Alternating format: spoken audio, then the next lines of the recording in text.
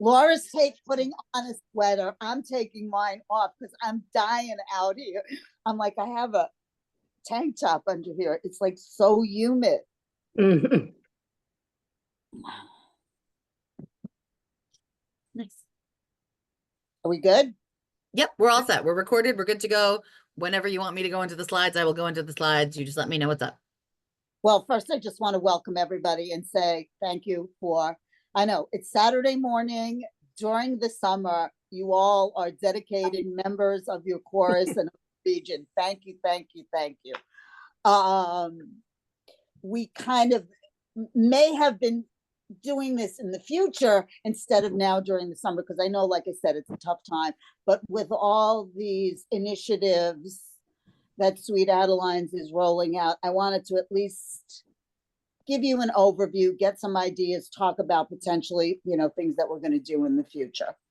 So, as I said, I'm going to repeat some of the things, and feel free, honestly, at any time to interrupt, raise your hand. I don't want it doesn't need to be formal. I am Evelyn. I am Alexis, she's got that look on her face that's like, I'm being an attentive listener. So I have been a Sweet Adeline since 1989, and I have only sung with the Spirit of Syracuse Chorus. So that's, but I have sung for 3 different directors. So Nancy Field, who was a judge, who was very involved in the organization, Kay Crawford, and now Alicia and Sky. So there's definitely different perspectives and different ways of running things. So I look forward to hearing from you all as well. All right, Alexis, you can start, please. And if I don't say please, I mean it. I can do it. Oh, that's okay. We're good. Hang on.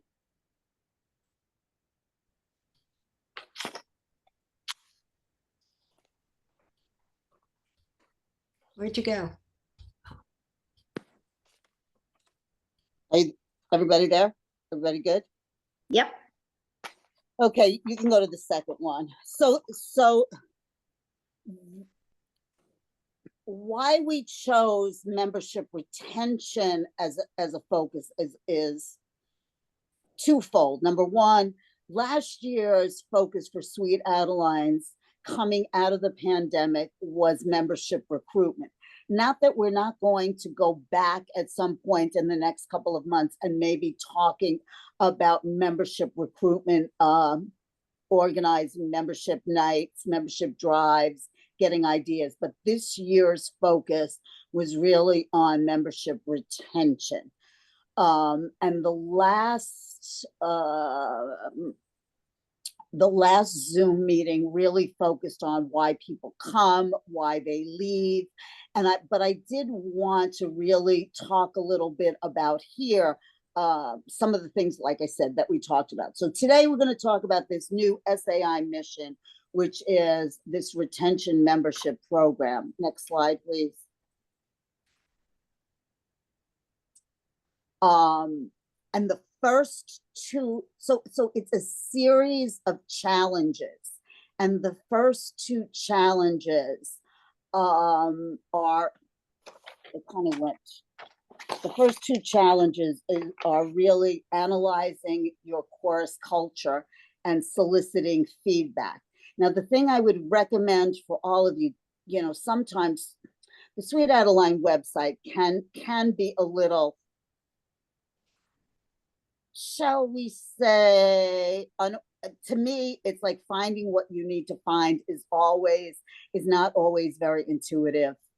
But if you go to the membership tab, it is a tab that says SAI mission : retention membership program. And a lot of the information that I'm going to talk about now and the challenges for the next year are located under that. And there's also a retention playbook, which gives you ideas for month to month to month, the challenges that Sweet Adelines is are promoting. So the first challenge is analyzing your chorus culture. And the second one is soliciting feedback. And that's kind of where we're going to focus today. Next slide. I kind of said all this. So the series of retention focus challenges are going to be issued the first day of every month. And the information of where to submit your entries. And each month, there will be a drawing for $500. There will be 12 grand prize winners that get $1,000. And if you participate in all the challenge, so every challenge that you participate in, you will be added into this drawing.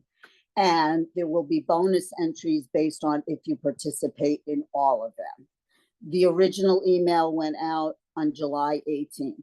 And as I said earlier, I would take a look at the retention playbook because it goes through, kind of gives you a heads up of what the challenge is for September, October, November, December.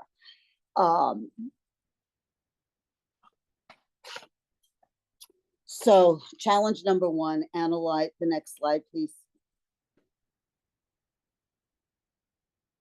I think my gut is that most of us, when we talk about chorus culture, a lot of times they talk about vision, mission, and it can almost seem a little bit overwhelming. So that's one of the things today I'd really like to simplify it.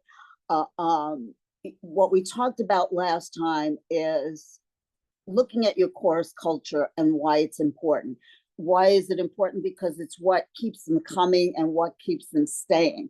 And one of the things we talked about last time is what are the factors why people leave and how we can, kind of change some of those things into not positives, but not necessarily that they are challenges, but being more solution based. So take a look at the slides. I'll send them out from last time. But we in the region, we in the choruses we're continually and hopefully carefully trying to create safe spaces, special places where every member can openly share their gifts and talents with us.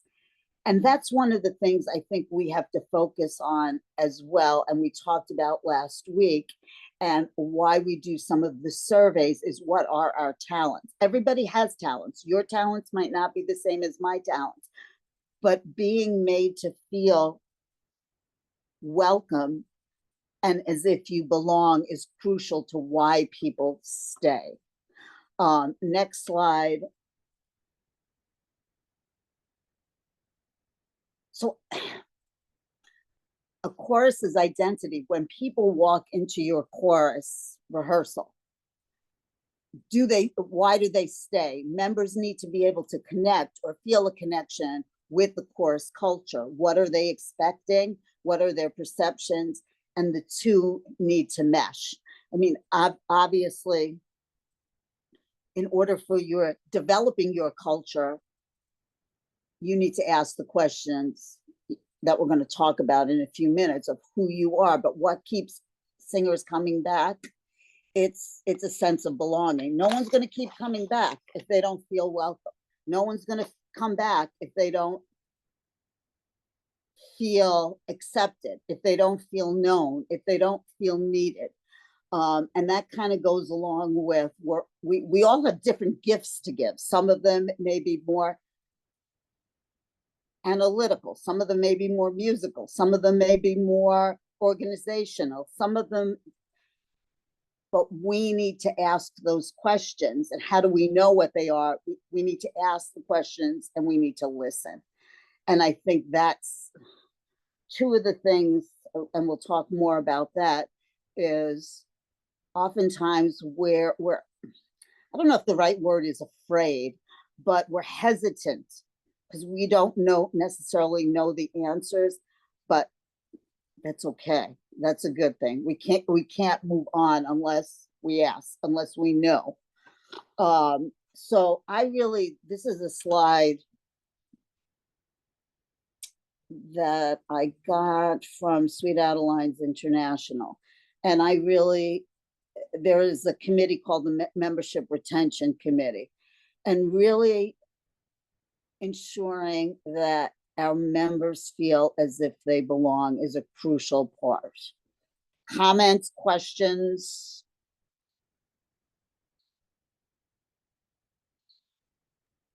Nope. Also, just so you know, I've muted everyone, so while Evelyn's talking, it makes for things easier. So if you need to talk, you can bring yourself off mute, and if you have any problems with that, kind of make a fuss on your screen, and I'll figure it out for you.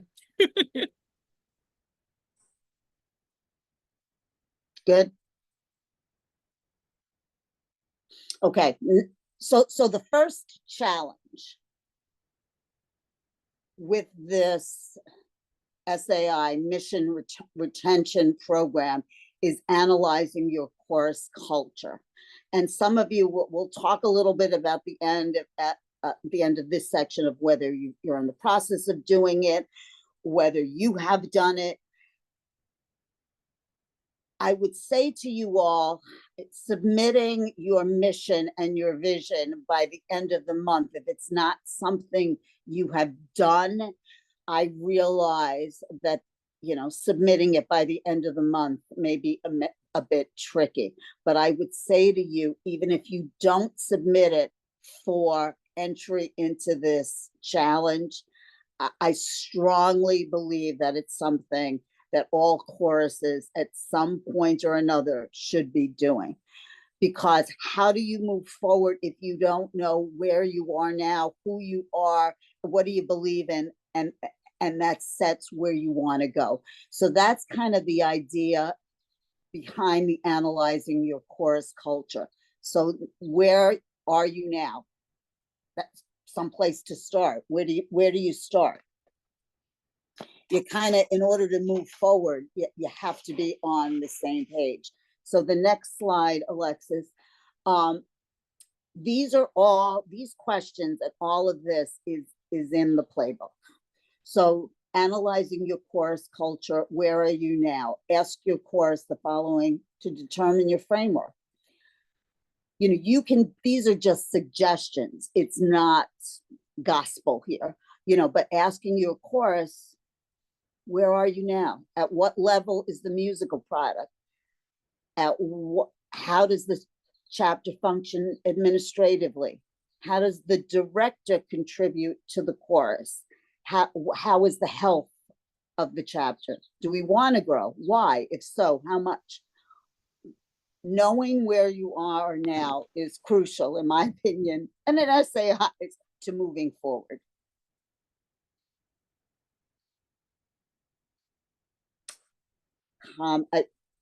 Comments? All right, we'll get some comments at the end.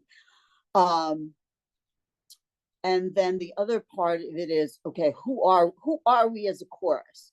So in order to your marketing, your social media, the events that you accept, that you don't accept, things that your community involvement, things that you want to be involved in, really depend on who you are as a chorus, your personality. So, and what it does is it unifies your membership so that when people come in, they can determine, is this a chorus focused on performances? Is this a chorus focused on competition?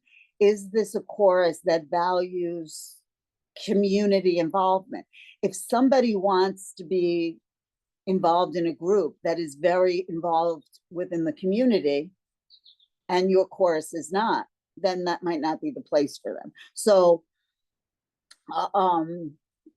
Sweet Adeline's suggestion was have your members write down 5 positive adjectives to describe your chorus and then find some common themes.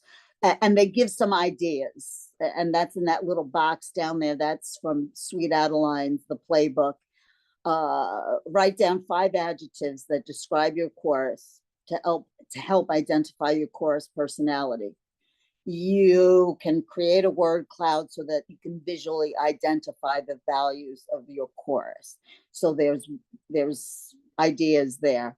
Another is to list the 5 adjectives and then identify the personality traits that are important to you all as a chorus.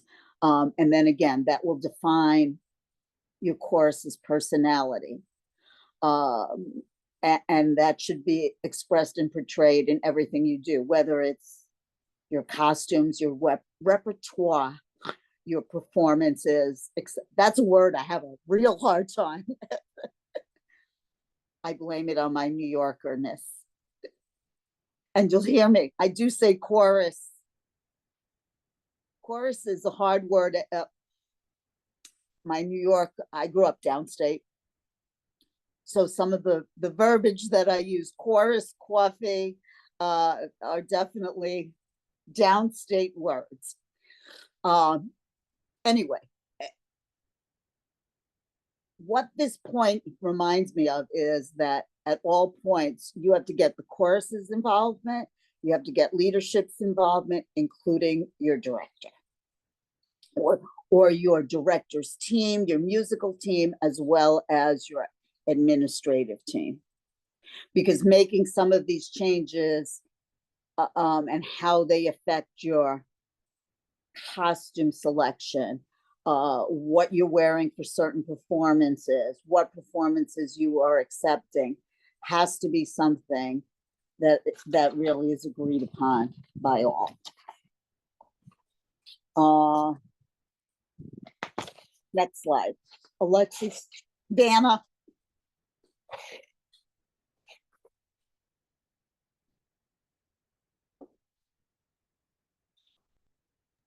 What was that, Ev? I said next slide, but I think you did it. Oh yeah, no, I did. I wasn't sure if I missed something. So the next question is, what do we believe? So shared values defined how members want to interact with each other in the chorus, with potential members and with the community. Kind of makes sense, but you have to identify those values, what's important to your chorus, and that will define, like as it says there, how you react and interact with each other and with potential members and with your community. And then just use those values. And again, I think sometimes we get a little, when we talk about mission, vision, it can sound daunting, but really it's pretty simplistic. Well, it's not simplistic, but it is about who we are and where we are and what we want to be. And so using the values that are important to us really defines our chorus mission. Knowing why you come together each week helps you direct your goals and hone your focus instead of going in 25 different directions. Next slide.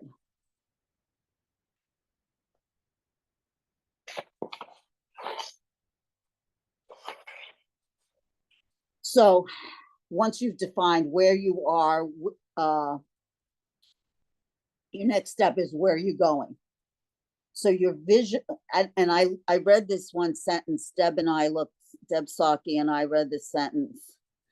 Your vision statement is your conceptual image of your desired future state. Think about that. It's really about where you want to be in the future, and it should provide inspiration. It should be inspirational and should provide a challenge towards an ideal of what your chorus can become. Are you going to get there tomorrow? Are you going to get there next week? No, but it's a goal. It helps you bridge where you are today with and again, to me these 3 sentences here are pretty pivotal and thought provoking, in my opinion, because it's your vision is it should help you bridge from where you are now to what you believe in, plus help you and serve as an impetus for change. But it should be brief enough to be memorable and complete enough to direct your effort. So any comment? Let me see what the next slide.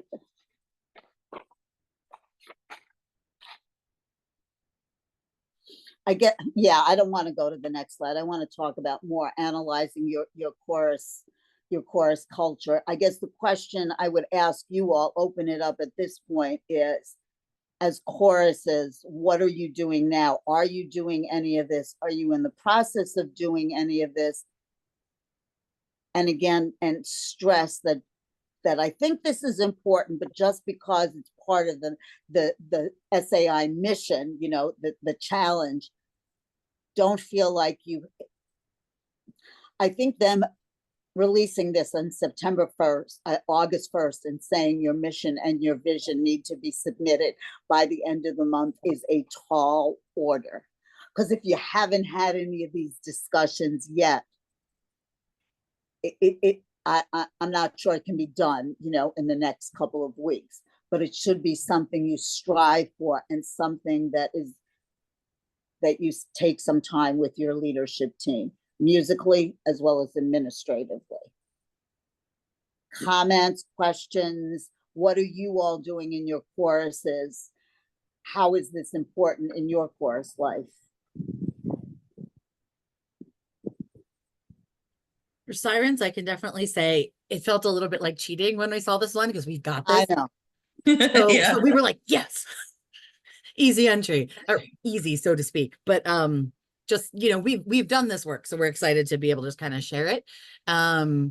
But even there are some aspects of it where I'm like, oh, like there's stuff that we have well defined, but there's also some stuff where I'm like, that might be a good thing to look at, like asking people about every couple of years, especially in a chorus that has as much membership turnover as we do. And that way we're very much like everything kind of adheres to our core values, and that doesn't change no matter who comes in. But even within those values, our focus could shift. And we could be like, okay, for the next couple of years, we want to be a little bit more like local community driven, or the next couple of years, we want to be more international contest driven. And we'd still be us, and we'd still be true to our values, but we could also kind of like take different focuses. So it was a cool, like, I like the way they put a lot of this. Like for me, reading it through as someone who was like, oh, we've got this, I was still like, ooh, there's stuff we can do. And Laura has her hand raised, so let's let Laura talk. Yeah, you can take them all off mute if you want. Is that okay? Okay. Will that drive you crazy, Alexis? I'm glad you spoke up, because Laura, I was going to say to you, I know that this is something that Sirens has done and is important to them. And I really love, you know, like I said, those couple of sentences were like, huh, you know, really thought-provoking and action-oriented, and something you can take back to your choruses and really work on. Laura, sorry. Yeah, I think the things that I'd add to what Alexis said is we did it a number of years ago, but then we did refresh it during the pandemic or just before the pandemic, which I think was also helpful. And we did make some changes at that time, or I'll call it evolutions. It's not like a wholesale change. And I would say that another thing, like you talk about, I love how you talked about, you know, you write down the words, but then over time you see it in your performance, in your costumes and stuff like that.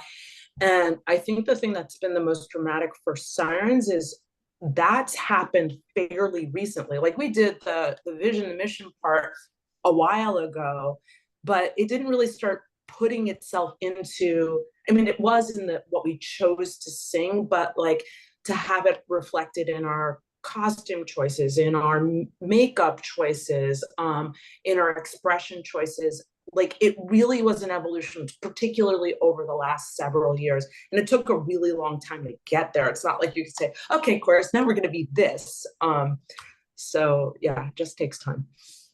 It takes time, and I think it takes It takes buy-in. It takes everybody, you know, and you don't have to agree 100% with every aspect. I mean, I think most courses are run by consensus, but you certainly need to get buy-in of your director's team, the music team, because doing this without their buy-in, it ain't happening, you know. But anyone else? Where Carol, go ahead, Carol. Oh, everybody. Okay, Carol, go ahead. I'll speak because I'm unmuted right now. I joined Spirit of Syracuse 6 years ago, and I don't recall anything like mission discussion or vision discussion during my time there. And I know we have a mission because it's on our webpage, but especially with a change in directorship, I think it's time for the chorus to revisit this, and it's on my agenda for the management team meeting this coming week to do, because I'm the membership coordinator for Spirit of Syracuse. Yeah, because we as Laura was saying, and Alexis, we change. You know, that's just the bottom line. We change. Membership changes, philosophies change. With us, we have new directors, and that certainly is going to impact. And I think, I don't know, I have to say that this chorus has a very special feeling right now. And it may be that we want to incorporate more of that feeling into our positivity in our mission statement and vision. But I don't know what it's going to be until we ask. Yep. I'll say Carol, and then I see you, Jamie. Sorry, I was muted.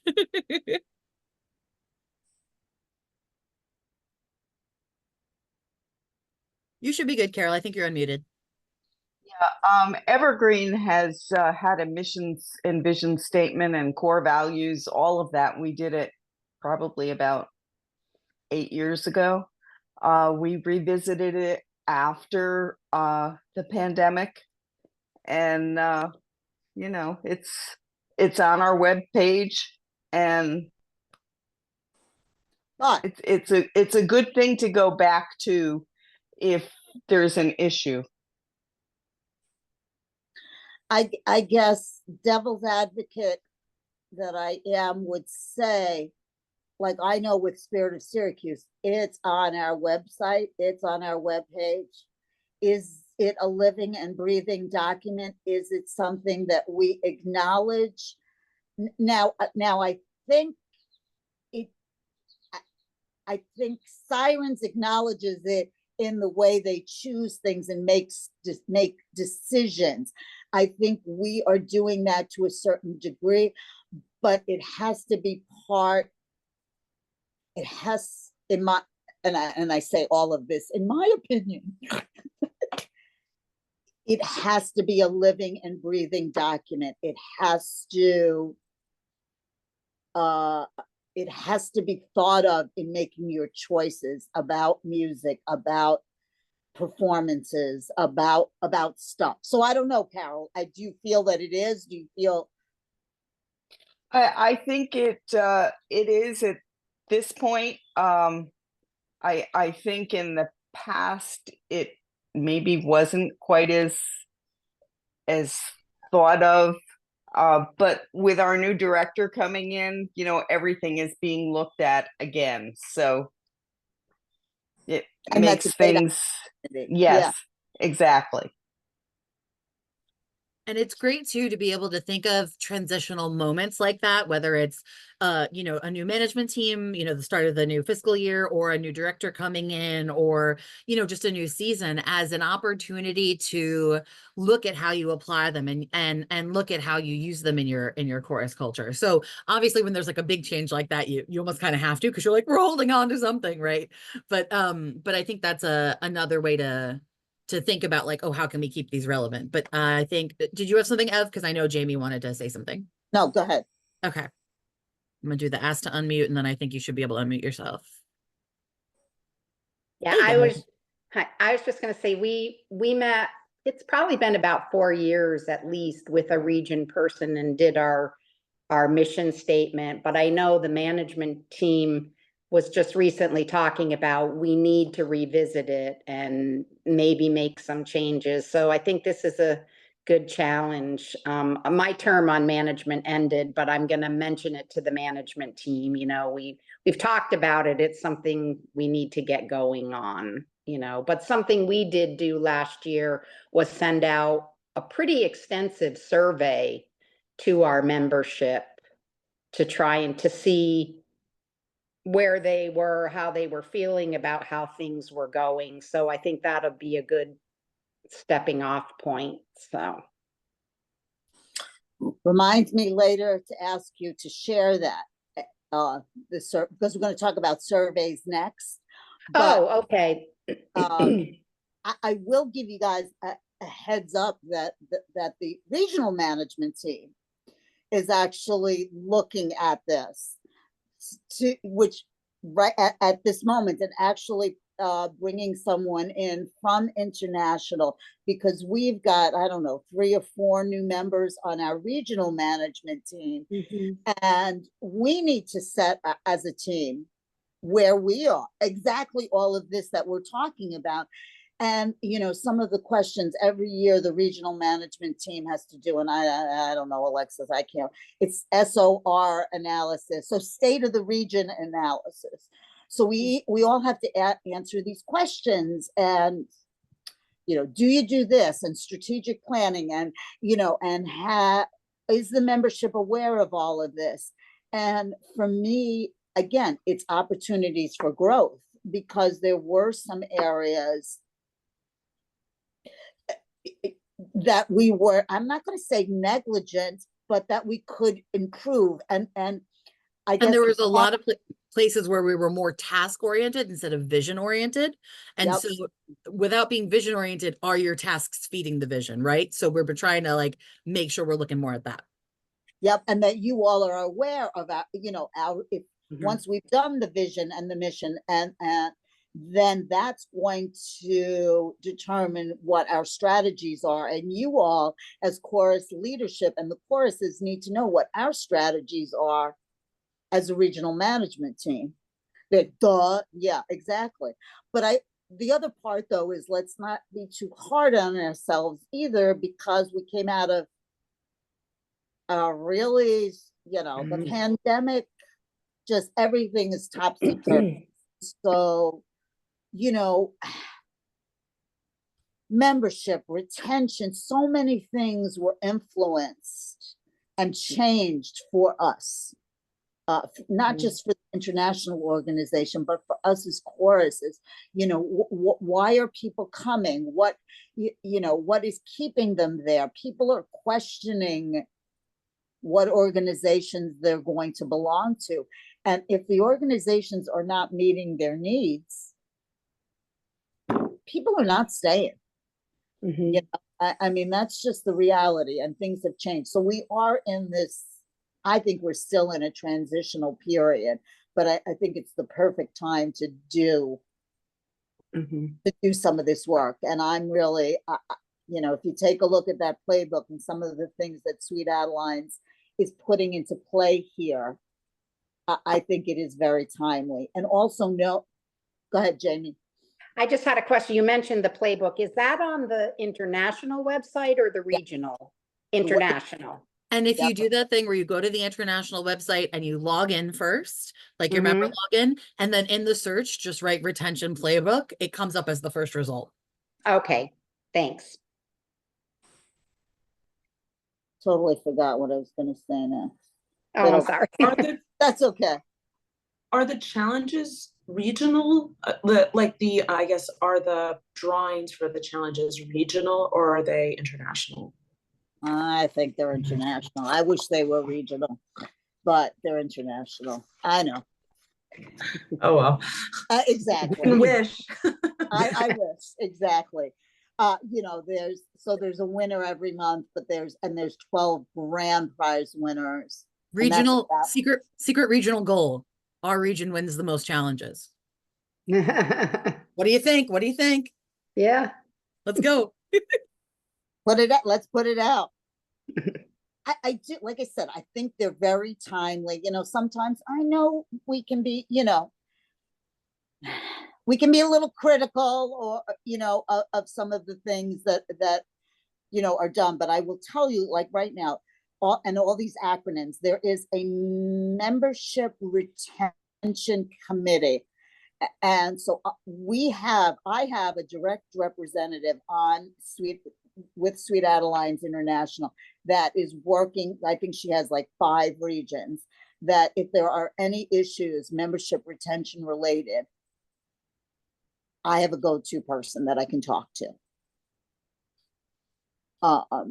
And I will tell you, they were very helpful, because initially when I started these membership meets, I kind of put it out ahead of time before the challenges were going to be available.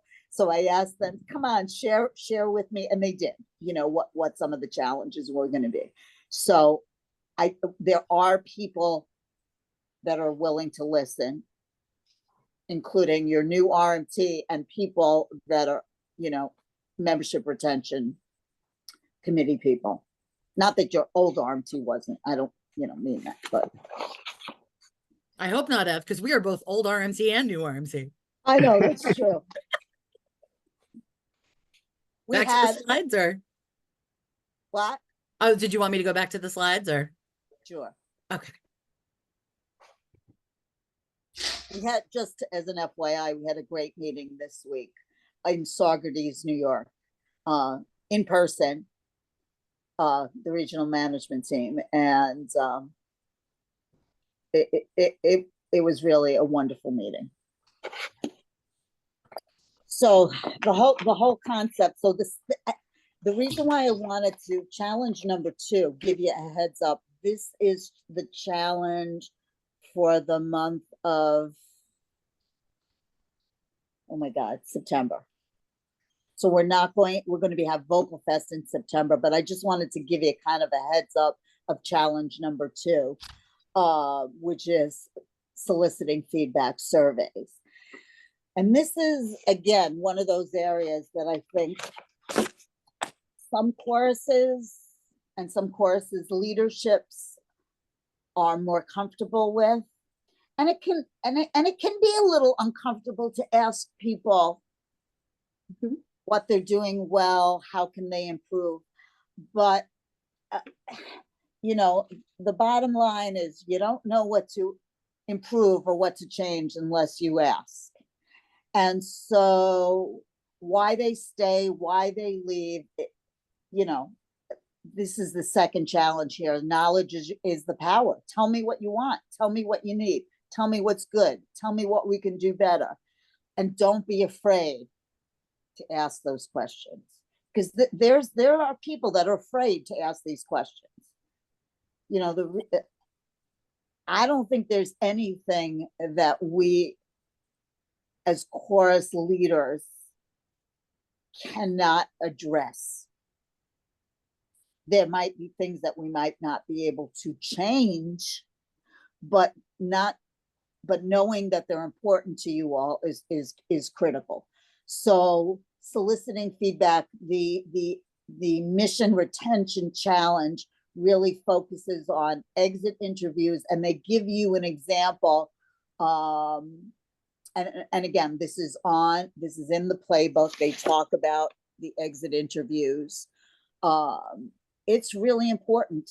I believe it's really important. I'm not sure how many choruses really, as with corporate America, corporations, sometimes they're done, sometimes they're not done. Any choruses, do you do any exit interviews? Laura? Yeah, we don't do exit interviews with folks, formal exit interviews with folks when they leave, but we kind of stopped doing this because it was too much. We actually did what we call a pulse check after every rehearsal. And then we do another survey once. Say it again, you do? It's called a pulse check. It has like 5 questions, and it's after every rehearsal. And it's related to our value statements, joy, ambition, and authenticity. And it's an opportunity for folks to describe something that may not have worked for them or that particularly worked for them during a rehearsal. We also do at least once a year what we call a State of Sirens survey, which is a more extensive survey about satisfaction and how people are feeling, what things are missing, what should we add. And it's also opportunities for people to volunteer to be more involved.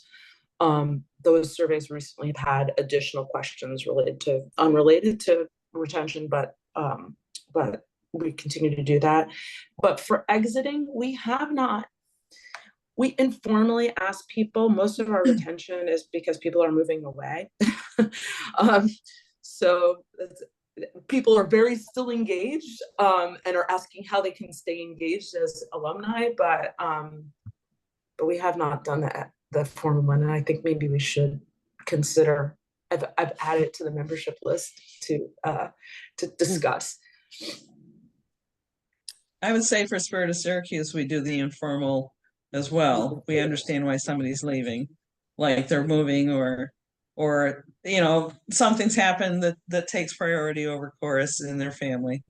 But we don't do anything formal. Do you think maybe, and I don't, I'm thinking about this because I'm trying to remember what the exhibit that they provided. I take a look at the exit interview they provided. I'm not, how welcome did you feel during your visit? That, to me, that doesn't, did they feel welcome? Was there a specific reason other than, leaving the area? Any way we can improve your experience? So that's really asking, the questions and kind of trying to get a little more specific. There might be some reasons, there might be some things, more socializing, more music education, easier music, more challenging music, shorter rehearsal, why are people leaving?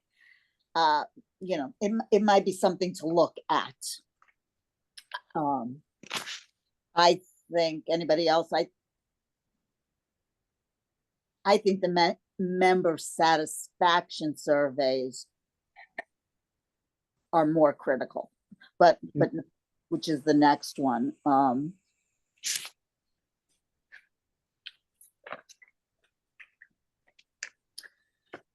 So that is specifically what Laura was talking about, that Sirens does every year, which is asking current members about their current chorus experience.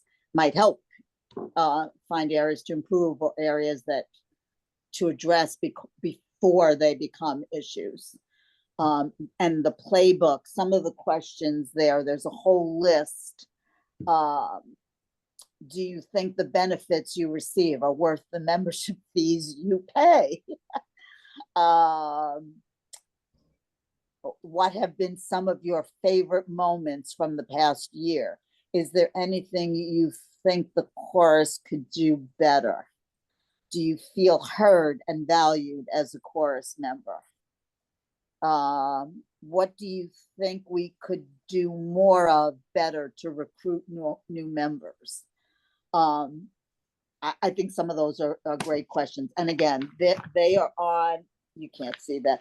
They're part of the playbook. Okay. And the thing that I'd really like to do, and we can talk about this at the end, is perhaps if, like, for example, Siren seems to have surveys that they've used, I'd like us as regional membership leaders to be able to share with each other what our choruses are doing, because the bottom line is we don't need to redevelop surveys. If someone is using something, someone is doing something that works. Now, we don't have to use it verbatim, but to get ideas. One of my missions as the membership coordinator is to be able to share more chorus to chorus to chorus what's working.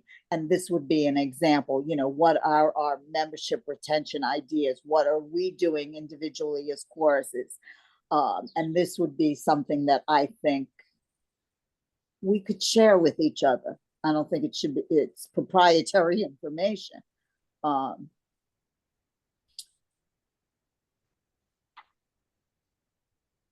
Next slide.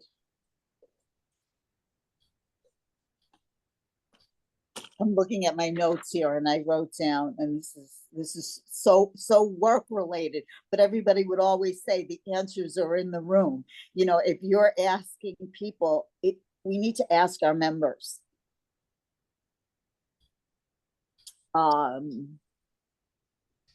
So the last survey is new member surveys. So so SAI recommends surveying new members after the first year. Again, there's questions, there's a list of more than 20 questions here. And like, let's see. Are your rehearsals well managed and organized? If not, what can we do to improve? Rate your overall satisfaction with your chorus. If you could make one change to the chorus, what would it be? Do you feel adequately informed about the financial, time, and member expectations of the chorus? Do you feel heard and respected by the leadership team?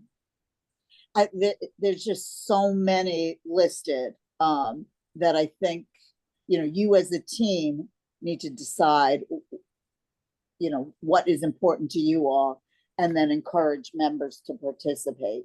And one of the mission challenges in the future is about that critical first year of membership. And I think we're going to be talking in the future about structuring chorus rehearsals, structuring membership meetings around that first year and what needs to be accomplished, what information needs to be conveyed. But I think they have found that if members stay that first year, the likelihood that they will stay and become lifelong members is greatly increased. So does anyone else do new member surveys or routinely do any kind of surveys during the year?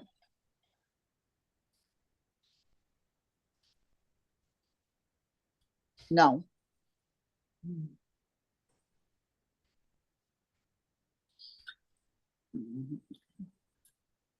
Deb, what's your thoughts on this? If they've done it, it's not in my head that we've done it. And since I became membership chair, I don't remember doing anything like that either. So definitely something we need to do. Laura, your comments, you liked the survey in there? Yeah, sorry, I posted that a while ago. I posted Oh, it okay. to one person, but I was about to write something else. We do an annual survey, and we don't specifically send one to new members, but they get that annual survey, and we do have an indication of when the person joins, you know, like timeframes when the person joins. So we do have we are able to segregate that information for the new members.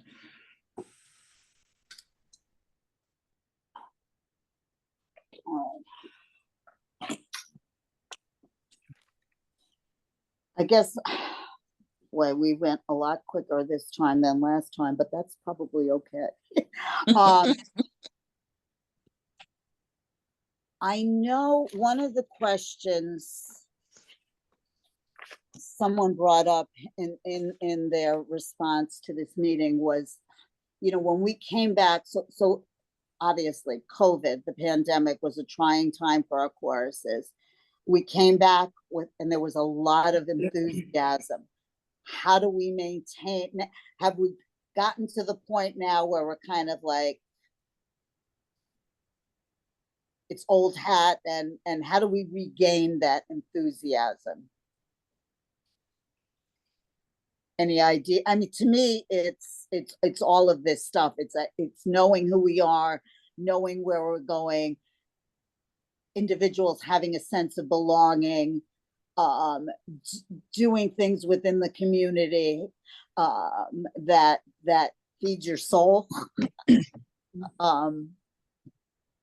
I think doing these things, like you said, will remind people of why they joined and get them excited again, and why they enjoy coming to rehearsals, because we're reiterating those values and all those concepts. So I think doing these things can help regenerate that excitement.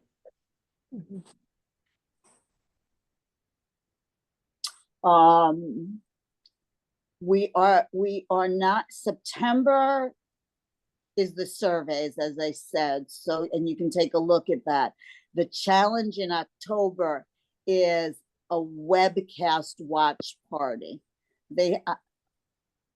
So you just have to submit to SAI probably a picture of you having a webcast watch party.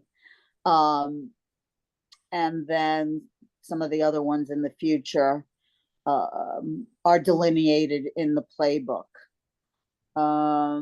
Just a reminder of member of note. Submissions are due. If your teams have not submitted them, do so this weekend. Really excited about Vocal Fest. I know I did not sound excited about that. I need to get through Vocal Fest. I need to get to Vocal Fest. I have to do the member of note boards. I have to do the longevity.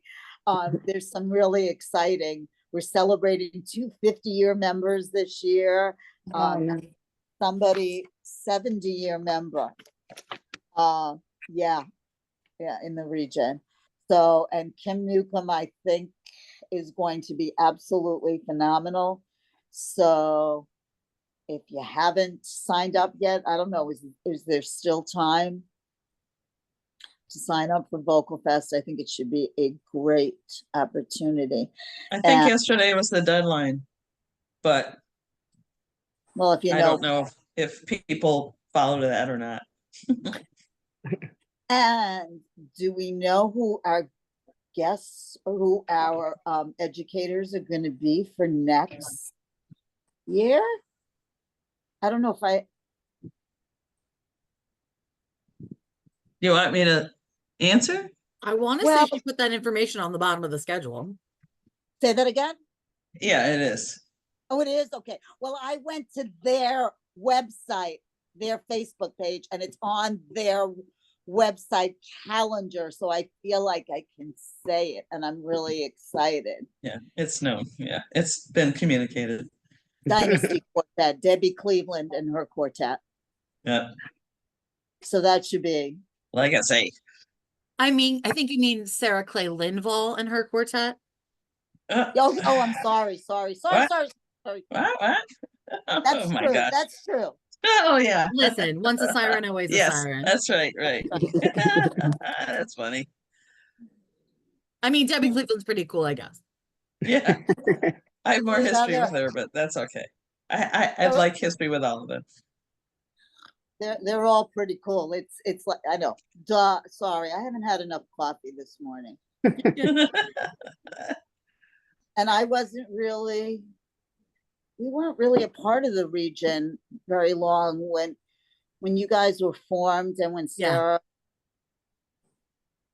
I just remember taking an education class with Sarah and being totally blown away. She's great. Yeah. Great educator. She's a great presenter. Questions, thoughts, ideas. What do you think? Is there going to be an opportunity for the membership people to get together? Oh, yeah, Vocal Fest. Well, there's 2 classes. So at Vocal Fest, Sky Harris who's our co-director, who is a music educator, we are going to be doing a class each session. Membership strategies for everyone in the Livingston room. And Sky tells me that we are going to be flexible. So it is going to be, the focus initially was, and you know how Alexis, you know how I love just being willy-nilly and flexible. There will be some focus on youth membership. She is a high school music educator. And so she's got the experience and the insight. But one of the areas of focus will be youth membership. But I think we're going to kind of be flexible to see what the participants are really interested in talking about. And so that will be one class. So there'll be an opportunity to sit with Sky and I. If you have any ideas between now and then, let me know. And I will look at the suggestions that have been submitted when you RSVP'd to the last membership meet and to this one, you know, people's ideas of what they would like to focus on. I can say that I knew Sky before I even moved to Syracuse because she was helping my chorus do youth workshops. And I always called her the musician with her hair on fire because she does so much for anything barbershop or singing. So she always has great stuff to share. Well, and I think youth membership is a unique opportunity, but you have to be, there isn't any secret or magic bullet. You have to be able to, just like, you know, having members moving in and out, you know, in Manhattan, people coming and going and being there for short periods of time. There are special circumstances when you're talking about youth membership. And I'm really excited about it. And then Sky is as well, but she puts the reality, you know, of what, you know, if someone's in high school, you know, their prom and their graduation take precedence over your performance. And as a chorus, your expectations have to be different and you have to be flexible. Flexibility is probably the key, you know, with youth membership. But I will tell you that, man, there is nothing more exciting and rejuvenating than having some of these young people singing around you, their viewpoints, their attitudes, their joy, you know, and inquisitive minds and wanting to know, you know. But it does take a village. It does take the entire course to be on board. And it really does take the administrative and the music team to be flexible because your expectations have to be different. And your expectations for continuing membership have to be adjusted because you know that they're just in high school. We've had high schoolers come back to us after they graduate from college, but that doesn't always happen. And you just have to believe that it's for the greater good of planting those Sweet Adelines seeds. They could go anywhere and be Sweet Adelines. Well, and as just an aside, Alicia Carone, our co-director, joined.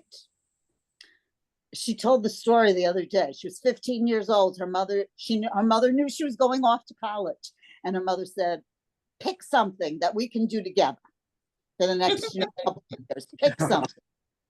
And Alicia, I don't know, she went online. It was the first year, I believe it was the first year, the first medal, our first place. And at that point, we're talking a lot of years ago, there was a big splash in the newspaper. And she saw this and she's like, I want to do this. I wanted to do this. And her mother was like, really? You want to do that? Okay, so Alicia came, Alicia sang with us, Alicia went off to college, and And did some other things after college, and then and, moved back to Syracuse, and bam. so again, it has to be, the focus has to be maybe for the greater good of the organization or barbershop organizations, that people get involved. But it does take, anyway, I'm going off on my soapbox. I personally, last year in the membership meetings, there was a strong interest in youth membership. But as with everything, there isn't a magic bullet. There isn't, let me give you the script and this will help, you will bring in youth members. You have to.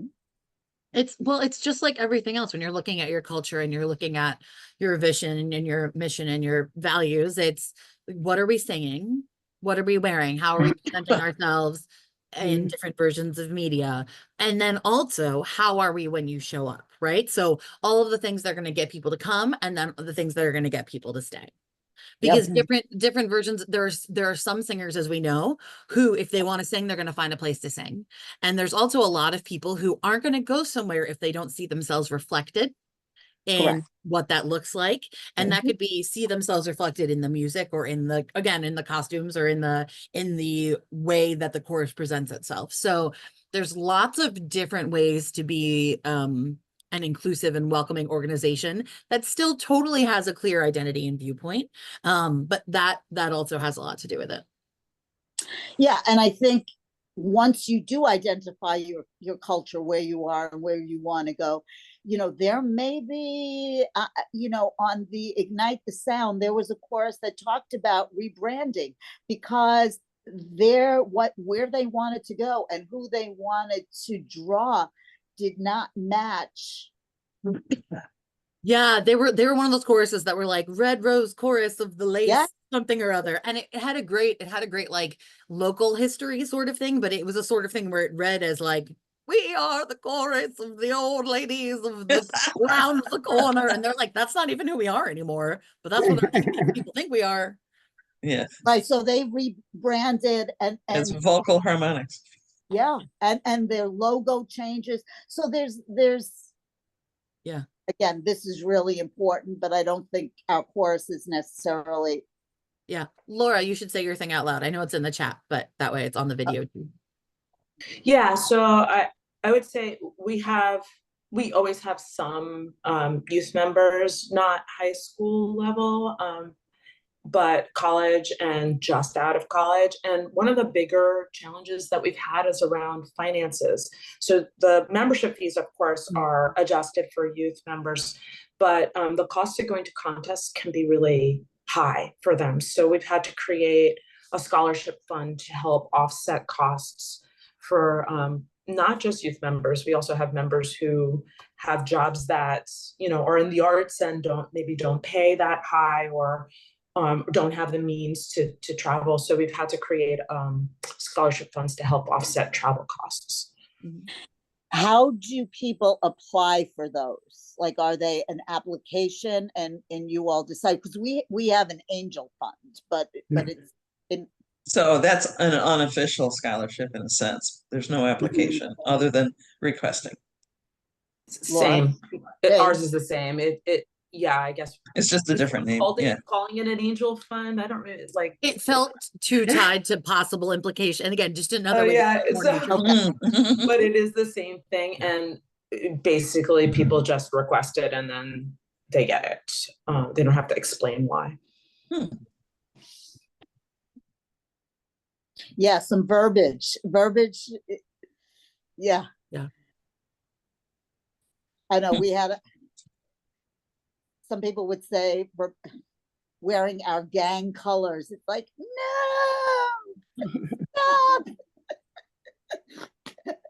There are some people who sing in places where those actually are that. So no. Yeah. But anyway. Yeah. So hopefully, I think we'll send out an email in the next month or so requesting surveys, seeing what you all are doing, if you have some surveys in place, maybe to the entire region, to get this ball rolling, to see if there are, you know, surveys in place that people are doing so that we don't have to recreate. Yeah, and we're working on developing a place, like kind of a Google Drive place where people can be a little bit more collaborative with sharing resources between choruses. So, and by we, I mean me, and by working on, I mean, I'm still not there yet, but just trying to figure out kind of like a shared public place that's a little bit easier for people to drop things and say, hey, if you want to look at this, or have a little bit more shared resources. So just know that that is a thing we are wanting to have in place. If you need a beta test, Alexis, just make it for surveys. Great.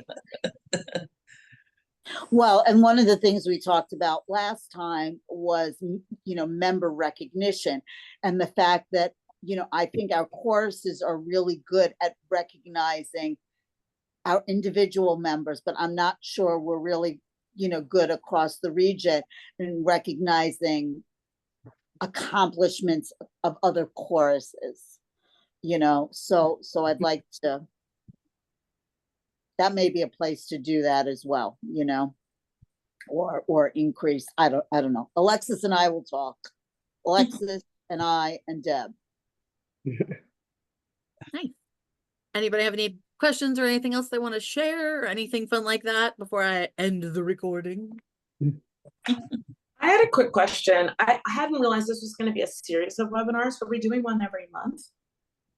Well, I wanted to do one every month, and that's going to be eventually the goal, but September is Vocal Fest, October is contest, so the next one is November. And then Great. I have, you know, December's Christmas, holidays, January. So I would like to do them every month. And, you know, people, I don't know, what do you think? And have it be an hour. I don't think we need to do. Or maybe an hour and a half, but I think it's nice that we blocked it as 2 hours, you know what I mean? And we can do, Yeah, that way. we did use it last time. Mhm. Let me pull up the little thing. Basically, we found four dates and decided that we would start with that and then kind of see how it went. Well, also the September one sounds like we might be sort of doing it in person Yes. at Vocal Fest. So Let's see. it's I been think great- picking and great to choosing get the months makes reminder. sense. Say it again, Laura. Oh, I was just saying it's great to get the reminder that of the challenges and what's coming up, and like Yeah, and what the other thing too is we had planned this before we knew that that was what was going Yeah. that they were going to be issuing it like a challenge series too. So yeah, so July 20th, August 17th, and then we've got November 16th and January 18th. Those are the ones that we have on the books currently. There is a handy little graphic, I think, on the website, but I'll post it out again so people know. Yeah. And then we try- anyone is honestly welcome. And Yes. the emails went out to designated people that are designated as membership coordinators and TC presidents, but with the verbiage that, you know, send it to anyone you think is interested. If you all are not that designated person, actually let me know and I'll get you on the mailing list, you know, for sure. Yeah, I'm not, I'm actually here for Cheryl Springer, Oh yeah. but I work with her on membership, and she had something going on today, so she asked me to sit in, and but yeah, I would definitely be interested in being on. Oh yeah, you can totally attend. Yeah. Thank you, everyone. Nice. Thank you. Ending Thank you, so helpful. recording.